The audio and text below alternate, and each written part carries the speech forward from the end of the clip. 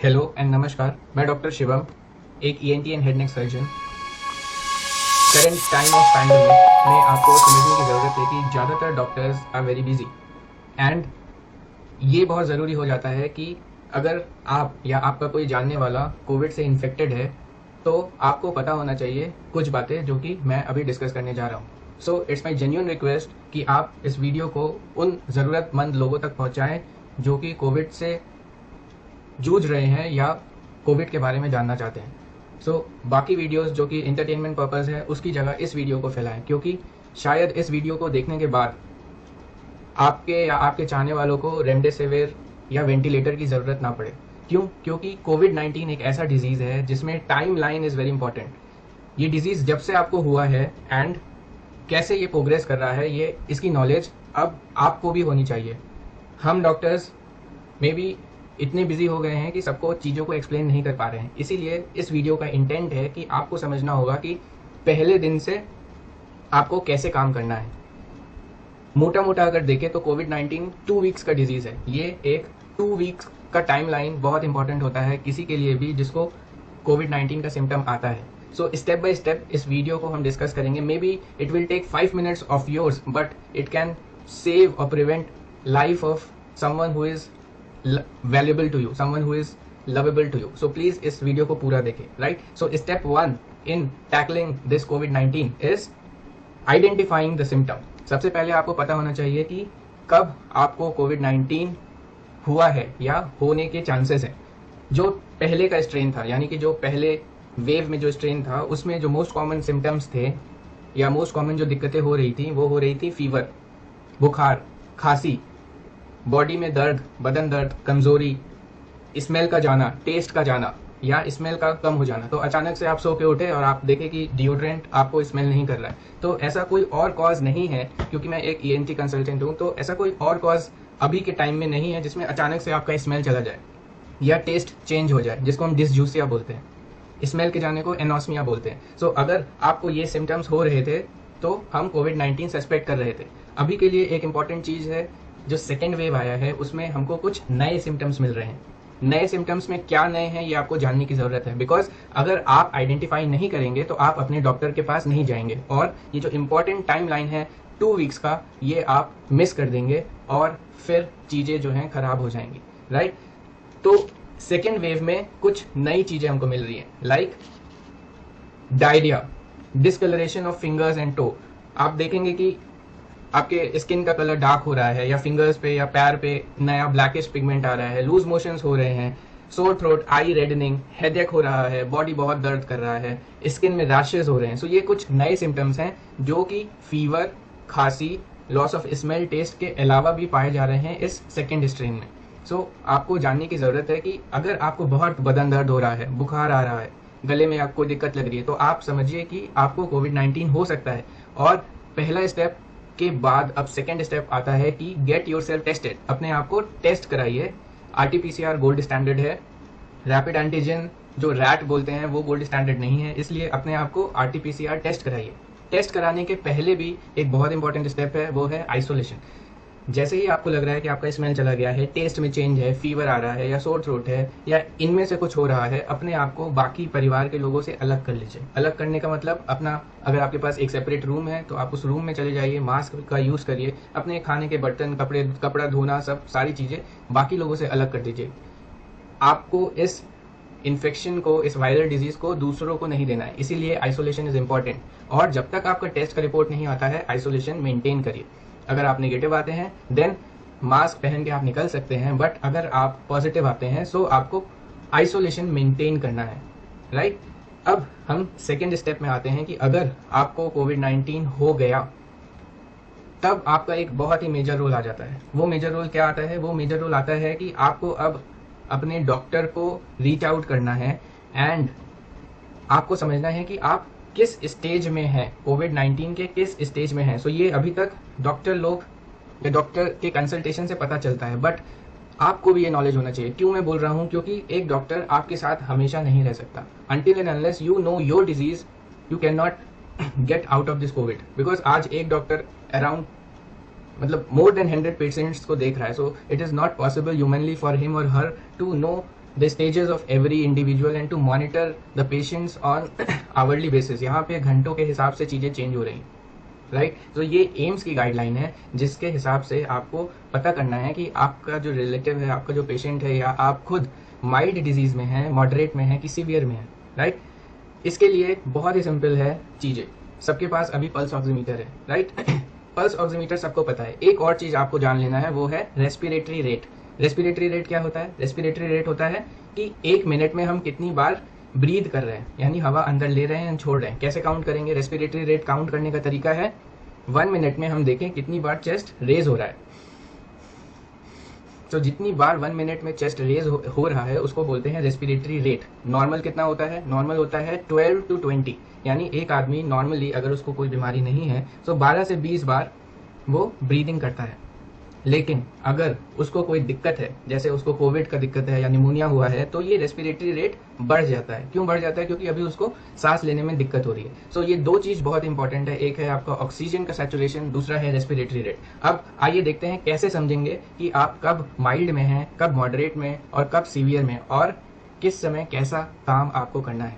सो mild हम कब कहते हैं? एक बार आपका RT-PCR पॉजिटिव आ गया, अब आपको देखना है कि आपके सिम्टम्स कैसे हैं।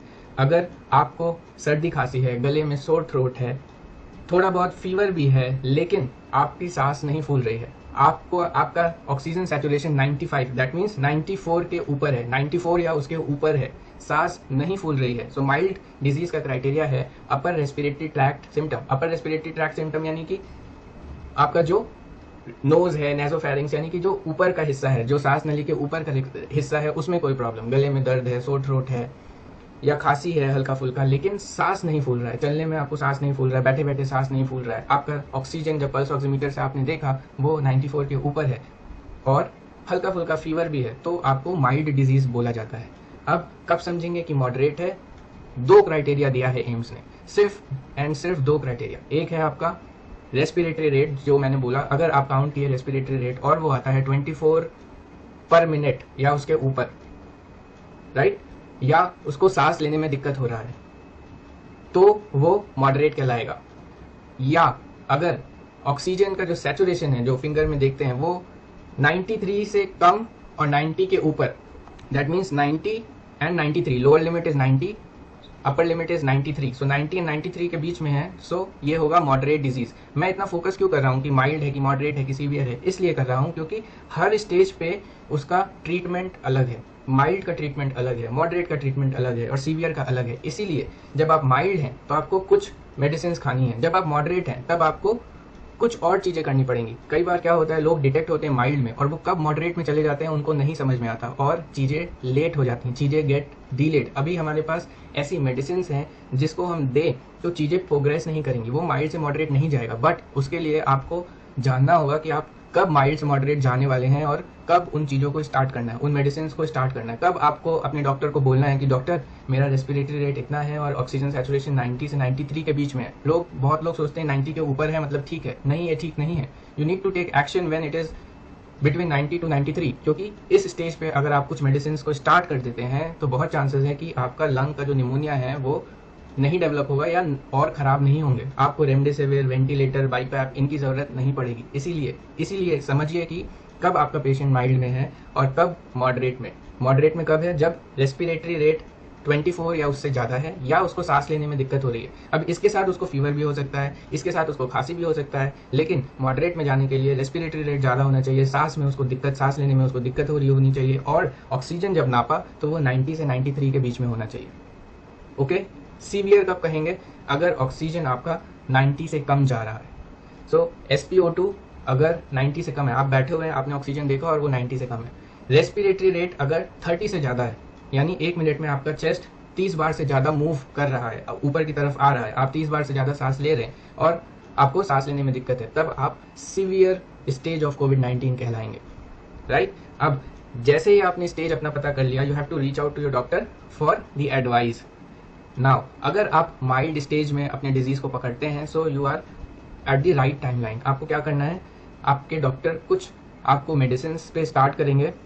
सो एम्स कहता है कि आपको इंडोर मास्क यूज़, यानी घर पे मास्क पहनना है, हाथ साफ रखना है एंड कुछ मेडिसिन स्टार्ट कर देने हैं। जैसे फीवर है तो उसके लिए एंटीपायरेटिक्स यानी फीवर के लिए मेडिसिन, एंटीट्यूसिव खांसी है तो उसके लिए मल्टीविटामिन, हाइड्रेशन। सो जब आप डॉक्टर से अपने बात करेंगे he will prescribe you the needed medicine, right. और stay in contact with the treating physician. So ये बहुत इंपॉर्टेंट है कि अपने आप से इलाज ना करें, व्हाट्सएप में जो फॉरवर्ड आ रहा है उसके बेसिस पे इलाज ना करें, अपने डॉक्टर से टच में रहें, क्योंकि कब आपको उसकी ज़रूरत पड़ेगी आप नहीं समझ पाएंगे, और ज़रूरत पड़ी तो उससे टच में रहने से अच्छा होगा, क्योंकि व्हाट्सएप में बहुत चीज़ें फॉरवर्ड हो रही हैं, सब पे विश्वास मत करिए, क्योंकि डे टू डे बेसिस में we are seeing lot of casualties and I am very sad. मेरे इस वीडियो को बनाने का मकसद यही है कि अगर मेरे पास थोड़ा सा टाइम बचा है तो मैं सोशल मीडिया के थ्रू मैक्सिमम लोगों तक पहुंचा पाऊँ, क्योंकि ये बहुत ही वाइटल इन्फॉर्मेशन है, और अगर आप इसके बारे में जानते हैं तो आप अपने आप को और अपने नियर बाई लोगों को बचा सकते हैं, क्योंकि बहुत से पेशेंट्स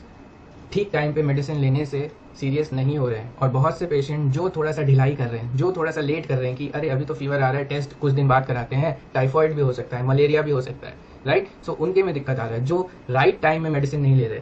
अगर फीवर स्टार्ट हुआ, फर्स्ट वीक के बाद सेकेंड वीक में फीवर आना चालू हुआ और आपकी कुछ मेडिसिन चल गई राइट टाइम पे, आपको निमोनिया नहीं होगा, आपको रेमडेसिविर की ज़रूरत नहीं पड़ सकती है, राइट। क्यों मैं ये इतना स्ट्रेस दे रहा हूँ, क्योंकि अभी बेड्स नहीं है, डॉक्टर्स बिजी हैं, आपके पास रेमडेसिविर एंड अदर मेडिसिन नहीं है, एंड अगर आप हाई रिस्क इंडिविजुअल हैं तो आपको बहुत ही प्रिकॉशंस लेना है, क्योंकि even after medicine there are chances that you will become serious. इसीलिए बहुत इंपॉर्टेंट है कि इस वीडियो को अच्छे से देखें, राइट। ये एम्स की गाइडलाइन है, पॉइंट बाय पॉइंट आपको हर चीज़ समझना है। Monitor temperature and oxygen saturation. तो आपको अपना टेम्परेचर देखते रहना है 6 आवर्ली, और ऑक्सीजन देखते रहना है कि कितना आपका ऑक्सीजन है। कहीं आप माइल्ड से मॉडरेट की तरफ तो नहीं जा रहे हैं, कहीं अभी 96 है, फिर 90 तो नहीं हो जा रहा है। सो ये आपको देखना है, और आपको अपने डॉक्टर को रीच आउट करना है इन 3-4 चीज़ों में, जिसको बोलते हैं वार्निंग साइंस। जैसे अगर आपको सांस लेने में दिक्कत स्टार्ट हुआ, अगर हाई ग्रेड फीवर है, हाई ग्रेड यानी मोर देन 101, सीवियर कफ, बहुत खांसी बढ़ गया है, और अगर ये 5 दिन से ज़्यादा लास्ट कर रही है, राइट। सो ये सब समय पे आपको अपने डॉक्टर को बताना है कि डॉक्टर मुझे बहुत हाई फीवर आ रहा है इतने दिन से, या डॉक्टर मुझे सीवियर कफ हो गया है। और अगर आप हाई रिस्क इंडिविजुअल हैं तो आपको और ज़्यादा अलर्ट रहना है, और पहले दिन से ही अपने डॉक्टर को अलर्ट करना है ताकि वो नीडेड मेडिसिन चला पाए। Why I am saying this needed medicine, because we have some important medicine that we can start at the right time so that you don't progress to severe, right. हम नहीं चाहते कि आप severe की तरफ जाएं, और अगर ये मेडिसिन आपकी राइट टाइम पे राइट स्टेज पे चल जाती हैं, सो वी कैन हॉल्ट, हम डिजीज़ को रोक सकते हैं खराब होने से। ये डिजीज़ अगर एक समय पे रोक दी जाए तो बहुत से डेथ हम रोक सकते हैं, ये बात आपको समझना होगा। और ये आज ये रिस्पॉन्सिबिलिटी सिर्फ मेरी या डॉक्टर्स की नहीं है, ये रिस्पॉन्सिबिलिटी आज आपकी है, आपकी भी है। क्यों? क्योंकि हर फैमिली में आज एक डॉक्टर की ज़रूरत है। कहाँ से लाएंगे इतने डॉक्टर? एक डॉक्टर को बनाने में 10 से 15 साल लगता है, कहाँ से लाएंगे? इतनी सीट्स नहीं है हमारे पास, इतने मेडिकल कॉलेजेस नहीं है, इतने हॉस्पिटल्स नहीं है। इसीलिए आपको आज इस बीमारी के बारे में मैं बताना चाहता हूँ, जो कि और बीमारी के बारे में कभी नहीं चाहा। क्यों? क्योंकि हम थे, बट यहाँ पे इतनी ज़्यादा रिक्वायरमेंट है, इतनी ज़्यादा नंबर में केसेस आ रहे हैं, इतने ज़्यादा डेथ हो रहे हैं कि ये टाइम है कि आप इसके बारे में जानें। अगर आप व्हाट्सएप के मैसेजेस पढ़ सकते हैं तो 10 मिनट इस वीडियो पे भी दे सकते हैं, जिसमें शायद किसी की जान बचाई जा सके। कुछ मेडिसिन जो कि माइल्ड में देना चाहिए, जो कि रिकमेंडेड है, वो है टैबलेट आइवरमेक्टिन और हाइड्रोक्सीक्लोरोक्विन। सो आइवरमेक्टिन अभी एक ऐसी दवा है जो कि दी जा रही है माइल्ड के केसेस में, और अगर खांसी ज़्यादा है तो एक बहुत ही अच्छा स्प्रे है, not spray, inhaler, that is budesonide. Budesonide का इनहेलर आता है जिसको कि at the dose of 800 microgram दिन में 2 बार करके लेना होता है। सो ये ब्यूडेसोनाइड क्या है? ये एक तरीके का कॉर्टिकोस्टेरॉइड है जो कि आपके रेस्पिरेटरी ट्रैक्ट में जो खांसी है और जो डिजीज प्रोग्रेशन है उसको रोकेगा। सो ब्यूडेसोनाइड कैन बी गिवन अगर खांसी ज़्यादा है या फीवर है, एंड अगर ये 5 दिन से ज़्यादा लास्ट कर रहा है। So inhalational budesonide, ivermectin, these two are recommended in mild disease. ठीक, अब आते हैं, अगर आपका ऑक्सीजन सैचुरेशन 90 से 93 के बीच में है तो आपको क्या करना है, या अगर आपको सांस लेने में दिक्कत हो रही है और रेस्पिरेटरी रेट 24 से ज़्यादा है तो आपको क्या करना है? तब आपको चाहिए कि you need to take action. कैसे टेक एक्शन करेंगे? Take action is you have to get admitted in ward. So अगर सिचुएशन ऐसी आ गई है कि 90 से 93 के बीच का सैचुरेशन है, तो अपने डॉक्टर को बोलिए कि doctor, if I can get admitted, because AIIMS की गाइडलाइन बोलती है कि you should get admitted and you should receive some injections. तो इंजेक्शंस बहुत बार घर में पॉसिबल नहीं हो पाता है, और अगर आप अपने लिए एक बेड अरेंज कर पा रहे हैं तो आपको एडमिशन रिकमेंडेड है। बट इवन इफ अगर बेड नहीं भी अरेंज कर पा रहे हैं तो भी कुछ मेडिसिन है जो कि हम टैबलेट्स के फॉर्म में दे सकते हैं। सो अपने डॉक्टर को रीच आउट करिए, डोंट नेग्लेक्ट। आपको क्या नेग्लेक्ट नहीं करना है, आपको अपना हाई फीवर नेग्लेक्ट नहीं करना है। There are some warning signs. ये डिजीज कभी भी आपको ऐसे नहीं मारेगी, आपको बोलेगी कि देखो तुम खराब हो रहे हो। कैसे पता चलेगा? हाई फीवर आएगा, सांस लेने में दिक्कत होगा, खांसी को बढ़ जाएगा, और उसके बाद भी अगर आप दवाइयों को स्टार्ट करने में देरी कर रहे हैं, या अगर आपको शुगर है, किन किन लोगों को दिक्कतें हो सकती हैं अगर आप 60 ईयर्स के ऊपर हैं, या अगर आपको डायबिटीज़ है, अगर आपको शुगर है आप नेग्लेक्ट कर रहे हैं, अगर आपको कोई हार्ट का बीमारी है, कार्डियोवैस्कुलर डिजीज, अगर आपको हाई बीपी रहता है, अगर आपको लंग का कोई बीमारी है, लंग का ट्यूबरकुलोसिस है, लंग्स में पानी भरा हुआ है, अगर कोई किडनी की बीमारी है, अगर कोई लीवर की बीमारी है, कभी ब्रेन स्ट्रोक हुआ है, और अगर आप मोटे हैं, इफ़ यू आर ओबेस, ये सब लोग हाई रिस्क हैं। एक डायबिटिक वाला ही अकेला हाई रिस्क नहीं है, एक मोटा आदमी या औरत भी एक हाई रिस्क है। सेरिब्रोवैस्कुलर डिजीज, ब्रेन में कोई स्ट्रोक हुआ, वो भी एक हाई रिस्क है, लंग का, किडनी का, लीवर का। सो अगर आपको ऐसी कोई भी डिजीज है तो आपको सुपर अलर्ट रहना है, सुपर अलर्ट। वाई? बिकॉज उन केस में कुछ भी मेडिसिन नहीं दी जा सकती, उसके लिए एक डॉक्टर सोच समझ के डोज कैलकुलेट करके देता है। सो अगर आप मॉडरेट में हैं, so recommendation is get admitted at right time, and even if you are not able to get admitted, start the required medicine at right time. So हमारे पास कुछ स्टीरॉइड्स एंड अदर मेडिसिन हैं जो कि हम start कर सकते हैं। सो क्या रिकमेंडेशन है? मे भी आपके लिए ये इतना इंपॉर्टेंट नहीं है कि क्या इंजेक्शन देते हैं, but for the sake of information मैं बताना चाहूँगा कि एडमिट करके हम क्या दे सकते हैं। एडमिट करके हम एंटी इन्फ्लेमेटरी और इम्यूनोमॉड्यूलेटरी थेरेपी चलाते हैं, सो जिससे कि इन्फ्लेमेशन, सो क्या होता है कि शुरू के 7 to 10 डेज जो है वायरस बॉडी में अपना नंबर बढ़ाता है, जिसको बोलते हैं वायरीमिया फेस। इसमें वायरस जो है बढ़ रहा होता है बॉडी में। सेकेंड वीक में क्या होता है? इन्फ्लेमेशन होता है, जिसको बोलते हैं साइटोकाइन स्टॉर्म हो सकता है, निमोनिया हो सकता है, लंग डैमेज स्टार्ट हो जाता है। सो पहले फर्स्ट वीक में और सेकेंड वीक में 2 अलग अलग चीज़ें हो रही हैं, और जनरल रिकमेंडेशन है कि सेकेंड वीक से अगर चीज़ें वर्सन अप हो रही है, अगर फीवर बढ़ रहा है या साइटोकाइन स्टॉर्म में जा रहे हैं, सो उस समय इम्यूनोमॉड्यूलेटरी थेरेपी स्टार्ट कर देनी चाहिए। Immunomodulatory therapy is starting of steroid. So यहाँ पे injection methyl prednisolone 0.5 to 1 milligram per KG 2 divided doses में देते हैं फॉर 5 to 10 डेज, एंड जब पेशेंट बेटर हो उसको फिर ओरल टैबलेट्स के फॉर्म में कर देते हैं। और बहुत इंपॉर्टेंट है एंटीकोगुलेशन थेरेपी। सो बहुत लोग इकोस्प्रिन खा के रह रहे हैं, सो उनको बता दें कि अगर आप मॉडरेट में हैं तो इकोस्प्रिन, क्लोपिडोग्रेल ये हेल्प आपको नहीं करने वाले। इसके लिए आपको प्रॉपर एंटीकोगुलेंट लेना है जो कि लो मोलिकुलर वेट हेपेरिन है, राइट। इकोस्प्रिन एंड क्लोपिडोग्रेल ये हेल्प नहीं करेंगे अगर आपका D dimer and all raised है। सो उस केस में आपको सबक्यूटेनियस इनॉक्सापैरिन लेना है 0.5 milligram per KG per day के हिसाब से। सो लापरवाही मत करिए, जैसा डॉक्टर बोल रहे हैं वैसे फॉलो करिए, बिकॉज रिसेंट टाइम में मैंने देखा है लोगों को खराब होते हुए। इसलिए मैं नहीं चाहता कि आप कोई भी एक केयरलेस स्टेप उठाइए सिर्फ इसलिए कि किसी ने बोला है कि, मतलब ऐसे भी मैंने सुना है कि ये इनॉक्सापैरिन नहीं देंगे ब्लीडिंग हो जाएगा, इकोस्प्रिन देते हैं। सो अफवाहों में ना जाइए, अपने डॉक्टर से टच में रहिए। ये इंजेक्शन और ये टैबलेट्स सब पेशेंट्स में नहीं दी जा सकती, इसीलिए जस्ट क्योंकि ये रिकमेंडेशन में लिखा है, अपने आप से आपको कुछ नहीं करना है। जो भी करना है अपने डॉक्टर से बात करके करना है। वो डॉक्टर MD भी हो और MD नहीं मिल रहा हो, MS नहीं मिल रहा हो, सो MBBS भी हो, he will also give you right advice, वो गलत एडवाइस नहीं देगा। सो अभी समझिए कि आपके डॉक्टर्स बिजी हैं, उनके साथ कॉपरेट करिए। बहुत से डॉक्टर्स अपने फैमिली में ही बिजी हैं, क्योंकि फैमिली से ही इतने कॉल्स आ रहे हैं, प्लस उनके खुद के पेशेंट्स। सो उनकी लाइफ भी हेक्टिक है, थोड़ा सा उनके बारे में भी, उनके तरफ से भी सोचिए, क्योंकि कोविड ड्यूटी करते हैं, देन फैमिली को संभालते हैं। So things are difficult for everybody, I can understand, and that is why I am making this video. Monitoring करना पड़ता है अगर आप मॉडरेट डिजीज में है। आपको कुछ ब्लड टेस्ट लगेंगे, जैसे CRP, C reactive protein, D dimer, और ये एवरी 3rd डे कराना चाहिए, like 48 to 72 hours. CBC, KFT and interleukin 6, अगर इंटरल्यूकिन 6 हर केस में नहीं, अगर पेशेंट सीरियस है या हाई रिस्क है या फीवर बहुत हाई है और अगर टेस्ट हो पाएगा तो। लेकिन CRP, D dimer, CBC, KFT, LFT ये एवरी 3 डेज कराना चाहिए।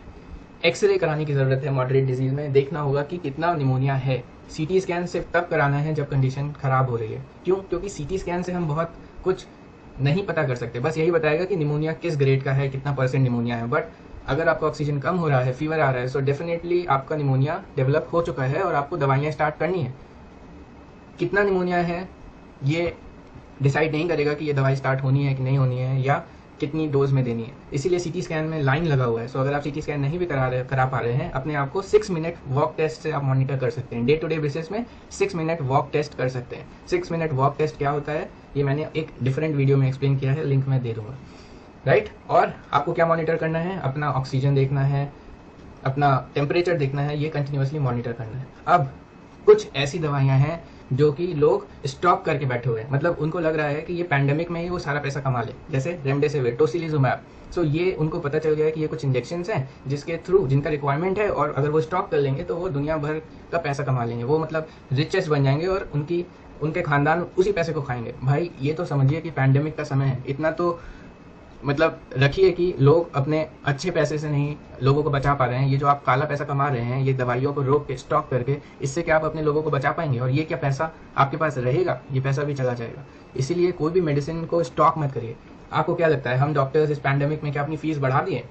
हम जितने ज़्यादा लोगों को हेल्प कर पाए उतनी ज़्यादा हेल्प कर रहे हैं, अपना टाइम एक्सटेंड करके, राइट?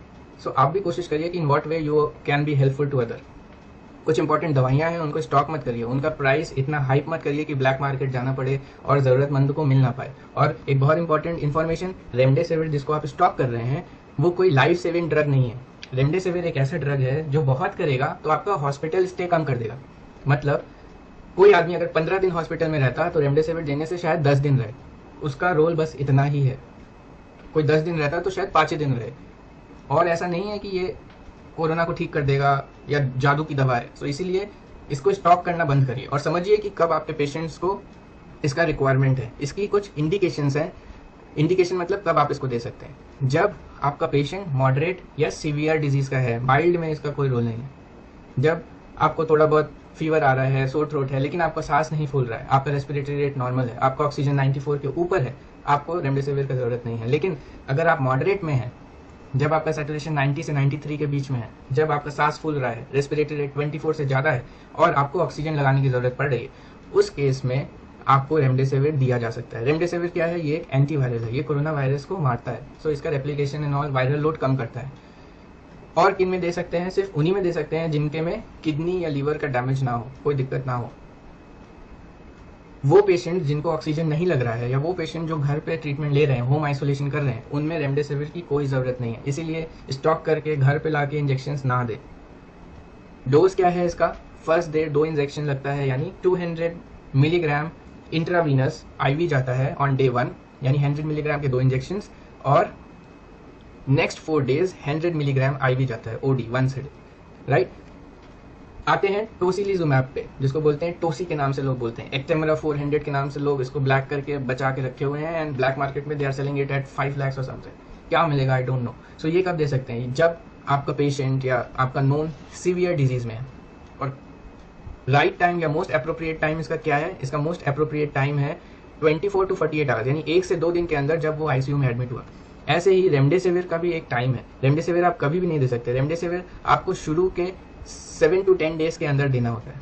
सो उसके बाद इसका बहुत रोल नहीं है, क्योंकि वायरीमिया फेज खत्म हो जाता है, इन्फ्लेमेशन स्टार्ट हो जाता है। सिमिलरली टोसिलिजुमैब ऑफ लेबल इसका यूज है जब आपका एडमिशन या आपके नोन का एडमिशन होता है 24 to 48 आवर्स के अंदर, 1 से 2 दिन के अंदर, अगर इसको सीवियर डिजीज में दिया जाए। मॉडरेट में भी इसका रोल नहीं है, सीवियर डिजीज में इसका रोल है। जब 90 से नीचे सैचुरेशन है, रेस्पिरेटरी रेट 30 से ज़्यादा है, सांस बहुत फूल रहा है उस केस में इसका इंडिकेशन है, उस केस में हम टोसिलिजुमैब दे सकते हैं।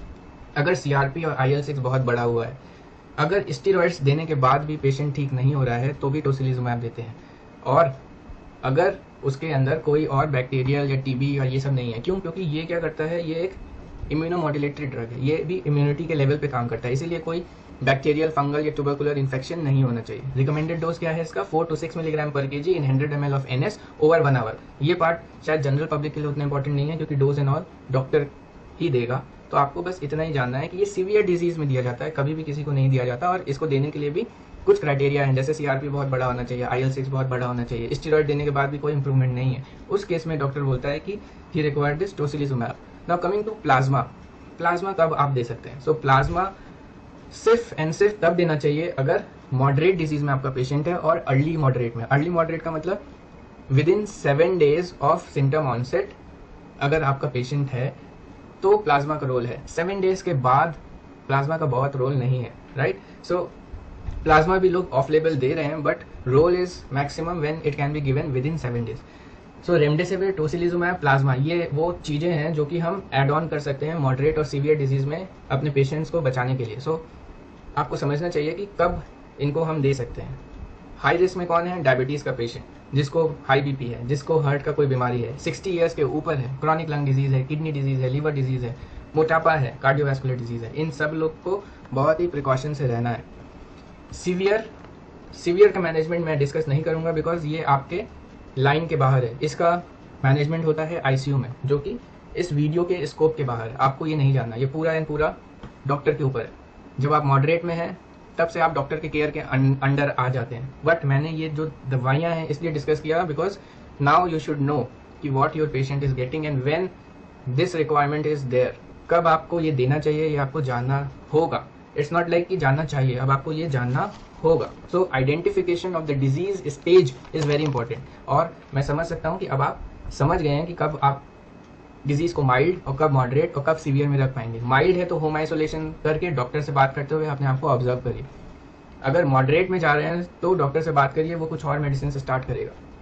अगर आपका डिजीज़ 7 डेज से ज़्यादा बढ़ रहा है, यानी कि 5 डेज के बाद भी अगर आपको हाई फीवर है, सांस लेने में दिक्कत स्टार्ट हो गई, ऑक्सीजन ड्रॉप कर रहा है, ये एक बहुत ही क्रूशियल टाइम है when you should reach out to your doctor. जब आपको अपने डॉक्टर को बताना होता है ताकि वो कुछ मेडिसिन स्टार्ट कर पाए, जैसे कि कॉर्टिकोस्टेरॉइड्स है, जैसे कि एंटीकोगुलेंट थेरेपी है। सो ये सब चीज़ें स्टार्ट करने से आपका ऑक्सीजन ड्रॉप करना बंद कर जाएगा, आप इम्प्रूव करने लगेंगे, आप में निमोनिया नहीं डेवलप करेगा। सो अगर आप राइट टाइम पे राइट एक्शन लेते हैं, सो बिलीव करिए you can prevent the deaths, the numerous deaths that are happening all around the country. I feel so sad when I switch on the TV. All the news filled with dead bodies lying in the graveyard. जगह नहीं बची है, लोग नदी के किनारे dead body फेंक के चले जा रहे हैं। सो ये सिचुएशन है। सो प्लीज़ एंड प्लीज़ इस वीडियो को शेयर करिए, इस वीडियो को दोबारा देखिए अगर मैं कोई चीज़ें जल्दी बोल गया, बिकॉज ये बहुत इंपॉर्टेंट है कि आप समझिए कि कब आपको एक्शन लेना है। राइट, ये बीमारी 2 वीक की है। ये 2 वीक अगर आप कॉशन से बिता लेते हैं, अगर आप प्रॉपर प्रिकॉशन से और प्रॉपर मेडिसिन खा के बिता लेते हैं, सो शायद आप इस डिजीज़ के होने के बावजूद आप ठीक निकल जाए। Right, now step 4 is prevention. That is the most important thing. अगर आप इस डिजीज़ को बचा पाएँ तो उससे अच्छा और कुछ नहीं होगा। बचाएंगे कैसे? हम अपने आप को कैसे बचा रहे हैं? With the use of mask. So mask एक ऐसा चीज़ है जो कि कोई रिप्लेसमेंट नहीं है इसका। सो अभी के टाइम में जो रिकमेंडेड है वो है N95 mask. Right, mask use करने का भी तरीका है। इसका सामने का सरफेस आपको नहीं छूना होता है, यहाँ से इसको पकड़िए एंड इसको ऐसे करके पहनना होता है। राइट, सो 2 स्ट्रैंड्स होते हैं, इसको एक ओवर दी यहाँ पे रहता है temple, over the occipital part पीछे और एक कान के नीचे। और उतारते समय भी you need not to touch this. Right, उतारते समय भी आपको ऐसे पीछे से इसको उतारना है। सो एक तो है कि आप एक N95 मास्क पहन लिए। दूसरा क्या है कि अगर आप क्लोथ मास्क यूज कर रहे हैं, if you are using a cloth mask then you have to do double masking. एक क्लोथ मास्क पहन लिया और एक सर्जिकल मास्क। अब सर्जिकल मास्क कैसे पहनना है? ये जो नॉट है जब आप कान के पास दे रहे हैं इसको रोटेट कर लेना है। Like if I am doing this I will rotate this.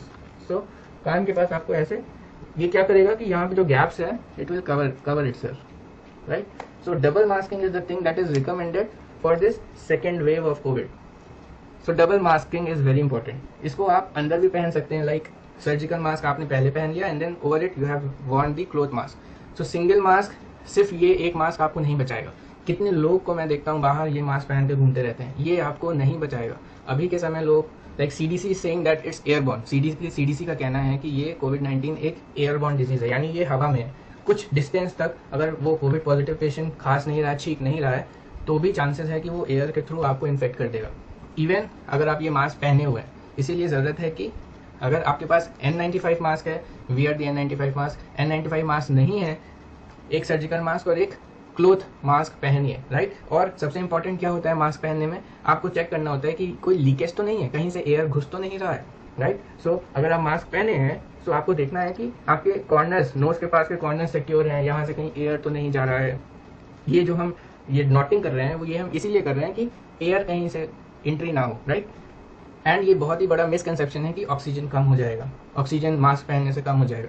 आपको पता है हम लोग ऑपरेशन करते हैं 6-6 घंटा मास्क पहन के रहते हैं, तो हम क्या विदाउट ऑक्सीजन काम कर रहे होते हैं? नहीं। और ये कोविड के समय से नहीं, पहले भी कर रहे थे। इवन एक डॉक्टर ने तो ऐसे दिखाया भी है कि उसने ऑक्सीजन से वो पल्स ऑक्सीमीटर लगाया हुआ है और डिफरेंट मास्क पहन के दिखा रहा है कि सैचुरेशन चेंज नहीं हो रहा है।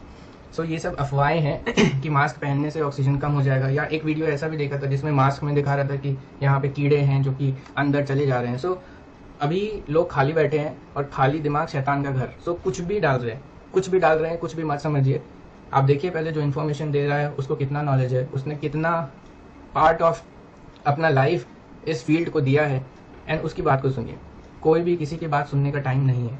और स्टेप 5 है get your self vaccinated, right. So I will conclude my session. मैं इस सेशन को और लंबा नहीं करना चाहता, बिकॉज मैं नहीं चाहता कि चीज़ें ओवर बर्डन हो एक ही सेशन में। एक और सबसे इंपॉर्टेंट पॉइंट इस सेशन का है कि गेट योर सेल्फ वैक्सीनेटेड।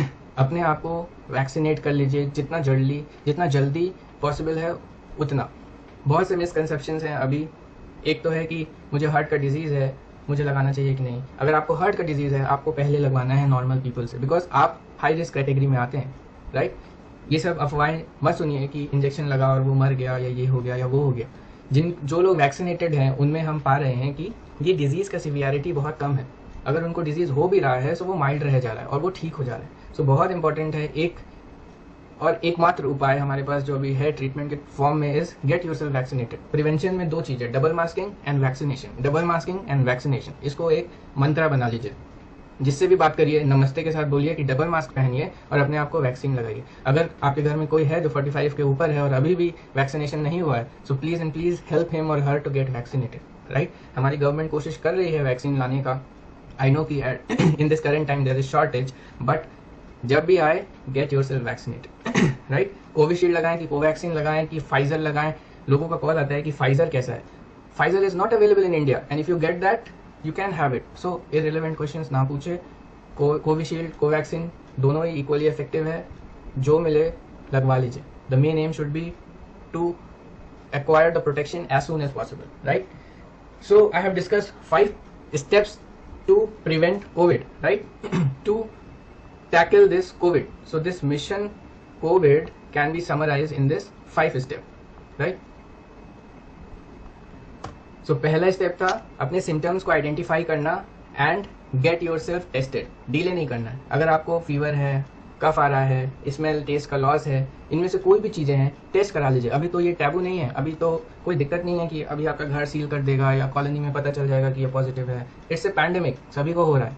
तो अगर आपको हो रहा है तो आपको बचना है इससे। आपको बचना है हॉस्पिटल में एडमिट होने से, आपको बचना है ऑक्सीजन के रिक्वायरमेंट होने से। सो इसीलिए टेस्ट कराइए, ट्रीटमेंट स्टार्ट करिए, डॉक्टर के कॉन्टैक्ट में जाइए जितना जल्दी हो उतना।